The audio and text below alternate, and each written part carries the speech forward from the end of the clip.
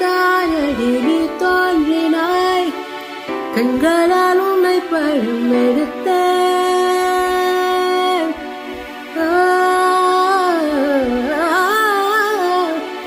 என் வாசலில் நேற்றும் வாசனை நீ நின்ற இடம் என்று உணர்ந்தேன்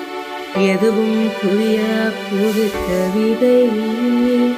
அர்த்தம் முத்தம் அறிந்தேன்